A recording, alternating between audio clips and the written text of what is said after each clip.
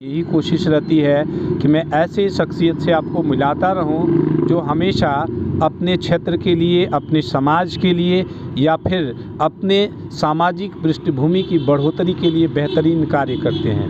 मैं मौजूद हूं सलेमपुर में। सलेमपुर से एक अपना रिश्ता भी रहा है, उसी रिश्ते में मैंने ढूंढ लिया प्रशांत तिवारी को। युवा भी हैं और इनके मन में एक सशक्त स्वभाव भी, ताकि शिक्षा को बेहतर किया जा सके। लाइब्रेरी वाला की नींव पड़ी और लाइब्रेरी वाला का नाम आजकल काफ़ी चर्चा में है। सीधा मिला देंगे आपको और प्रशांत जी से ही जानेंगे कि लाइब्रेरी वाला कैसे इनके मन में आ गया और कितने मुकाम अभी ये पा चुके हैं और आगे समाज के लिए और क्या कुछ करने वाले हैं। सबसे पहले आप अपने एजुकेशन के बारे में बताइए। मेरा नाम प्रशांत है और मैं यहीं सलेमपुर से 5 किलोमीटर की दूरी पे एक डुमोलिया गांव है, मैं वहीं का रहने वाला हूँ। मेरी शिक्षा मेरे अपने विद्यालय बाबा द्वारा संस्थापित विद्यालय पुरंदर शिक्षण संस्थान से इंटर तक हुई और फिर उसके बाद से रैनाथ ब्रह्मदेव महाविद्यालय यहीं पे है, सलेमपुर नगर पंचायत में ही है। वहाँ से मैंने BA MA हिंदी से था मेरा और B.Ed मैंने किया और उसके बाद से फिर तैयारी। B.Ed करने के बाद शिक्षक बनने का सपना होता है। B.Ed मैंने 2020 में किया था, उसके बाद से कोरोना काल आ गया।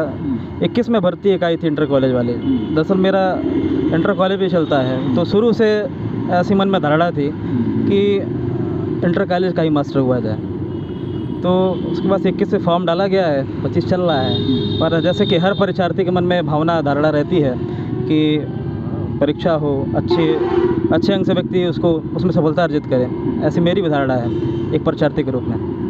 लेकिन अभी जो फ़िलहाल की स्थिति है, लाइब्रेरी वाला जुबान पे आ चुका है लोगों के, और इसके पीछे आपने ये धारणा कहाँ से सीखी और कब विचार आया कि आपको सलेमपुर जैसे ग्रामीण क्षेत्रों में ऐसी लाइब्रेरी स्थापित की जाए? दरअसल जब मैंने B.Ed कंप्लीट किया, कोरोना काल आ गया, उसके बाद से ये हुआ कि मैंने बहुत बच्चों को देखा कि उनका प्रयागराज जाना, दिल्ली जाना संभव नहीं है, क्योंकि कोरोना काल में सभी बच्चे घर आ चुके थे लगभग। उनकी तैयारियां मुश्किल से हो पा रही थी, घर पे वैसा माहौल अनुकूल नहीं रहता है कि व्यक्ति तैयारी कर पाए।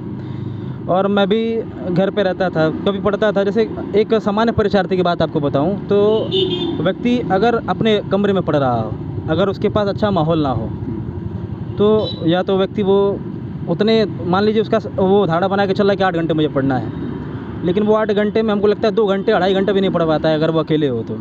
फिर मैंने सोचा कि कई बच्चों को जुटाया जाए। ग्रुप स्टडी पहले की संकल्पना रही है, शुरू से लोगों ने ग्रुप स्टडी को, समूह में जो अध्ययन है। मैं भी बिहार परीक्षा देने गया था, मैं वहाँ पे देखा कि लोग GS का रट्टा लगा रहे हैं, कोई पृष्ठ कोई पढ़ रहा है, कोई पृष्ठ कोई पढ़ रहा है। तो ग्रुप स्टडी का बड़ा महत्व है, लेकिन यहाँ एकांत भी चाहिए था और ऐसा भी चाहिए था कि लोगों को एक दूसरे से डिस्टर्बेंस क्रिएट ना हो। तो हमने एक यही दिमाग में है कि लाइब्रेरी की स्थापना की जाए। हाँ, ये लाइब्रेरी वाला। और नाम वाला का कहाँ से आया? वाला का कॉन्सेप्ट ऐसे फिजिक्स वाला था, एक MBA चाय वाला था, तो उनके स्टार्टअप की मैंने बहुत गुणगान सुने थे। मैंने सोचा कि ऐसा एक ऐसी संस्था का निर्माण किया जाए जिसमें कि मतलब वो अध्ययन से जुड़ा भी हो और उसका कॉन्सेप्ट हर लोगों को पसंद आए। प्रशांत जी बीच में रोकेंगे, रुकने का मकसद ये है आपको थोड़ा इंटरटेन भी कर दे। और वाला का मैं शाब्दिक अर्थ आपको बता दूं, बिहार उत्तर प्रदेश का जो सीमावर्ती क्षेत्र है, वाला को भोजपुरी शब्द में किसी भी व्यक्ति को नज़दीक लाने के लिए जोड़ा जाता है, क्योंकि चाय वाला, और चाय वाला से हमारे देश के प्रधानमंत्री को प्रसिद्धि मिल गई और फिर लाइब्रेरी वाला से प्रशांत को। बिल्कुल। हाँ। और जैसे कि अभी बच्चे जब आते हैं हमारे यहाँ तो उनके गार्जियन पूछते हैं, जैसे रिश्तेदार पूछ लिए कहाँ जाते हो, तो लाइब्रेरी वाला में जाते हैं। तो कौन सा लाइब्रेरी वाला में जाते हो? सामान्य एक प्रश्न होता है लोगों के मन में, कौन सा लाइब्रेरी वाला, तो उसका नाम ही लाइब्रेरी वाला है। तो लोगों से कनेक्ट करने से, आपने बताया कि लोगों को पास बुलाने के लिए, चाहे उनको आकर्षित करने के लिए, उनको कनेक्ट करने के लिए हमने ये नाम रखा। अच्छा, प्रशांत त्रिपाठी को पहले लाइब्रेरी का मतलब क्या समझ में आता था बचपन? पहले मैं जानता था कि लाइब्रेरी पुस्तकालय होती है। मेरी मन में भी एक धारणा थी, क्योंकि हम लोग ऐसे परिवार से आते हैं जहाँ अध्ययन को महत्व दिया जाता है। तो मेरे पिताजी की अपनी लाइब्रेरी थी, घर में ही लाइब्रेरी है, वहाँ किताबों का भंडार है। बड़े पिताजी की अलग लाइब्रेरी है।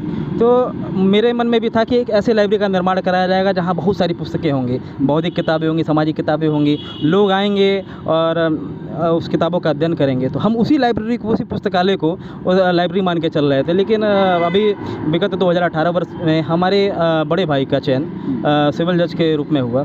तो मैं जब हम लोग बहुत छोटे थे, 2018 में मेरी उम्र 20